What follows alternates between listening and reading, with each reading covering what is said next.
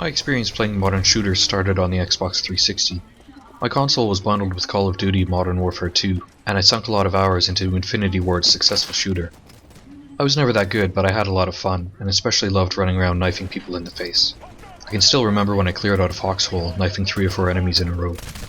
The next year I jumped from Modern Warfare 2 to Black Ops, but soon got bored with the frenetic gameplay, and the fact I was constantly getting destroyed by killstreaks. I'd gotten both Call of Duty Black Ops and Battlefield Bad Company 2 for Christmas that year, so I soon shifted my focus to Battlefield. I loved the larger scope and slower, more tactical gameplay in Bad Company 2, and was blown away by the destructibility, something that the later games in the Battlefield series still haven't been able to match. I loved Bad Company 2 so much I picked it up on PC as well, as I'd built a decent gaming rig by then. After that I was a dedicated PC gamer.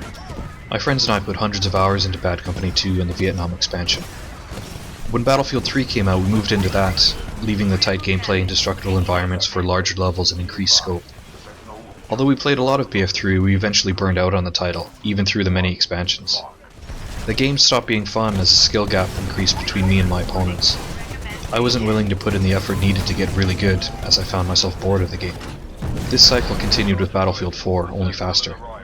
My friends weren't really interested in the sequel, and so I found myself playing alone. I still played a lot of BF4, but the gameplay never felt as fun as Bad Company 2, my benchmark for Battlefield games. After time I stopped playing altogether, as I'd find myself getting angry at the game because of cheap deaths. I just wasn't having fun anymore. I was looking for a new game to scratch that old shooter itch, something that was a mix between the arcadey action of Call of Duty and the more tactical teamwork of Battlefield, and more importantly, I was looking for something fun. Enter Titanfall. Developed by Respawn Entertainment, a company founded by old Infinity Ward employees, Titanfall is an arcadey first-person shooter that combines fast infantry combat with heavy mech action. Though Titanfall borrows from a lot of existing games, the overall experience feels fresh and the gameplay is a lot of fun. Every player starts off as a pilot, with a variety of primary weapons and loadouts. The beginning combat resembles that seen in other first-person shooters, albeit with a greater emphasis on movement and verticality, as pilots can double jump and wall run. However, there's a timer that counts down at the start of every round, and when the countdown reaches 0, your Titan is deployed. Titans are mechs, massive walking tanks that can both dish out and absorb massive amounts of damage. Killing enemies and completing objectives reduces the countdown timer, allowing you earlier access to your Titan. The slow, deliberate combat of the Titans, combined with the fast, agile movement of the pilots, makes for an addictive contrast, and helps to keep the gameplay fresh and interesting. While you do feel powerful and indestructible when you first jump in your Titan, the game will quickly remind you how exposed you actually are. There's a great balance between Titan and pilot, as a good pilot can quickly take down an unaware Titan.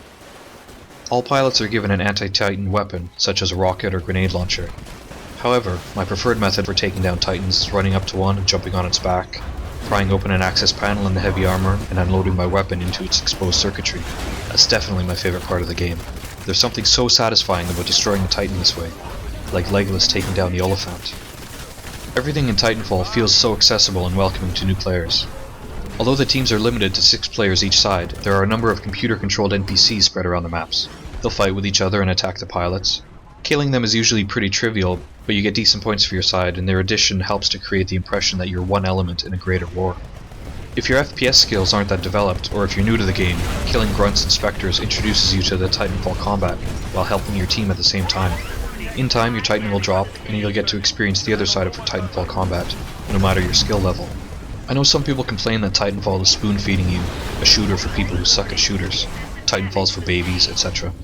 The addition of a smart pistol, a gun that auto-targets enemies and kills them on one hit, is another red flag for Titanfall critics. I don't buy into that argument. While getting killed by the smart pistol sucks, as you don't have a warning, it is a valid weapon as it helps get new players into the game. There is a skill curve to Titanfall, but it's a game that anyone can pick up and play. Play Battlefield 4 as a new player, and you'll get destroyed in 30 seconds. Sure, the same thing happens in Titanfall, but I never got discouraged by dying because the game's so much fun to play. And you can play the game how you want to play it. After a few levels you can build your own loadout, whether pilot or Titan. Be a stealthy sniper or a Rambo with a machine gun. Build a tank of a Titan or a nimbler mech capable of dodging incoming missiles. You can also choose burn cards to customize your gameplay, single-use items that are earned during matches or by completed challenges. These cards add a custom bonus for one life, whether a more powerful gun or an ability to detect enemies on the map. There's a wide variety of available burn cards, and choosing the right card at the right time can make a huge difference in a match. Respawn have distilled the components of other successful shooters into a fast-paced, action-heavy sci-fi FPS that's a hell of a lot of fun to play. Playing Titanfall makes me feel like a kid again, jumping into giant robots and crushing enemies under my feet. They've made a game that's accessible to all players, easy to pick up and tough to put down. Titanfall feels like the first step in the future of first-person shooters, and it's a welcome change from the stale AAA titles currently on offer.